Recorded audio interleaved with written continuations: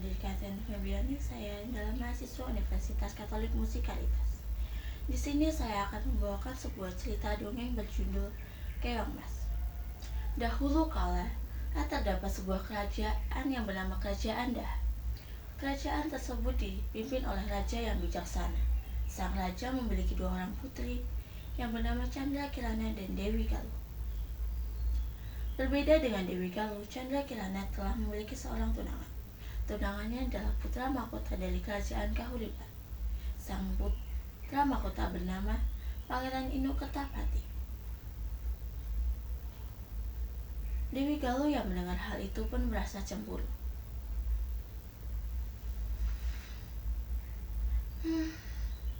Kenapa Chandra Kirana selalu beruntung?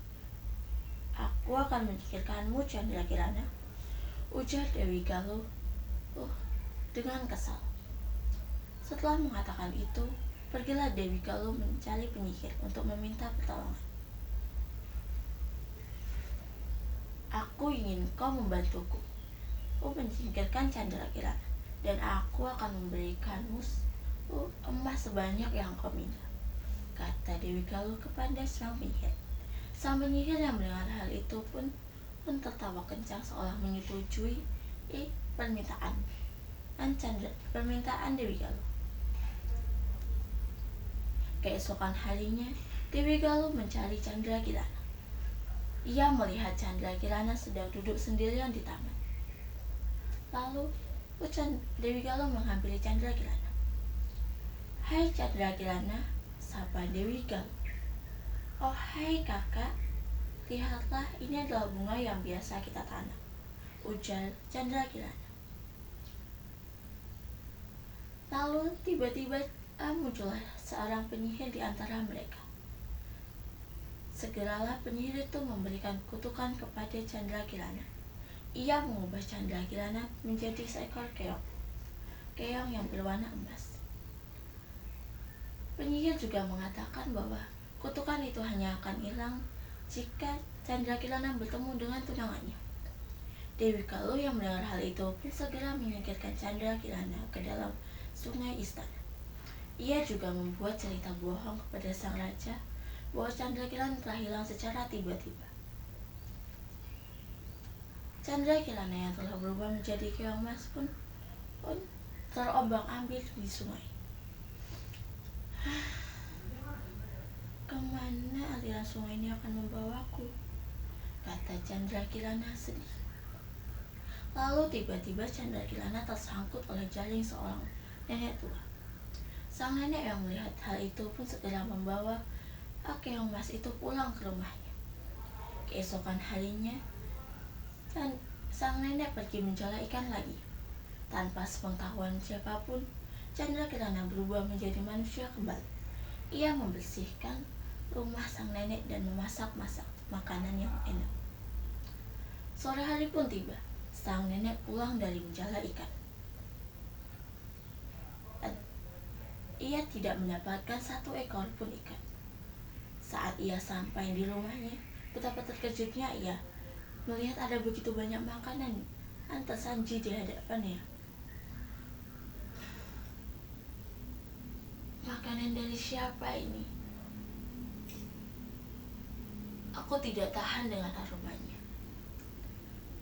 Setelah mengatakan hal itu, sang nenek pun memakan makanan itu.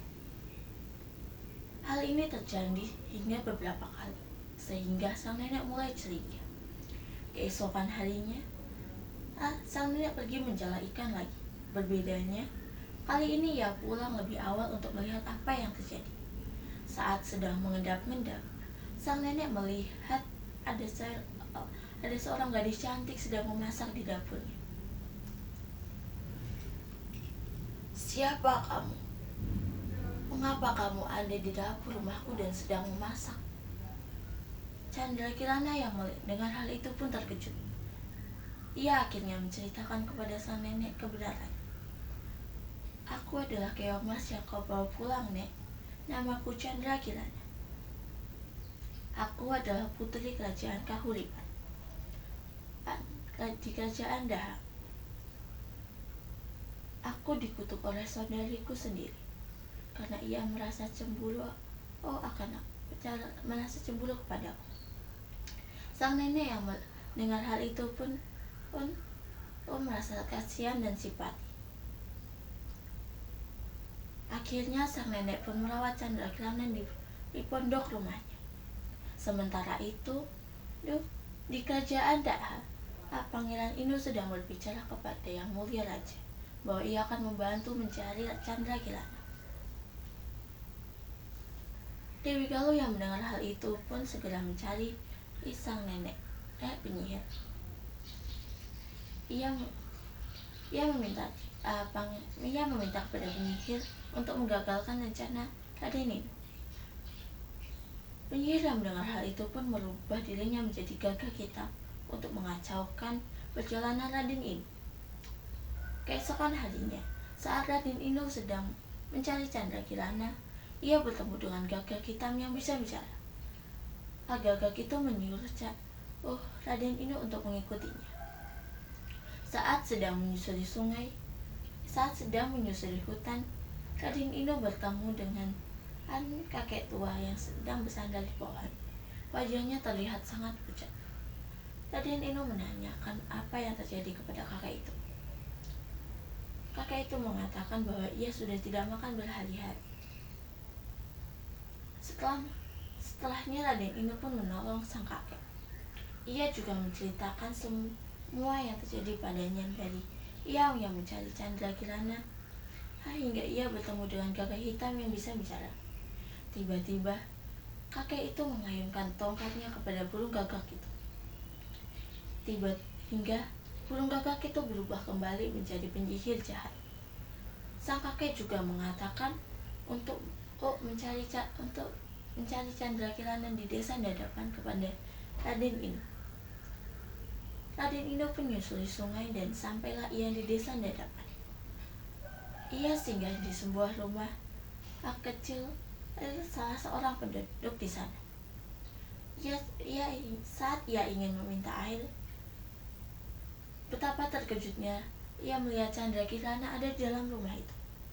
Ternyata rumah yang ia singgahi adalah rumah asal nenek yang merawat Candrakirana selama ini. Akhirnya bertemulah Candrakirana dan Raden Inu, sehingga kutukan tersebut pun musnah. Candrakirana akhirnya kembali ke kerajaan. Ia menceritakan semua yang terjadi kepada sang raja. Dewi Galuh yang mendengar hal itu pun melarikan diri dan karena takut kena hukuman dan tak pernah kembali.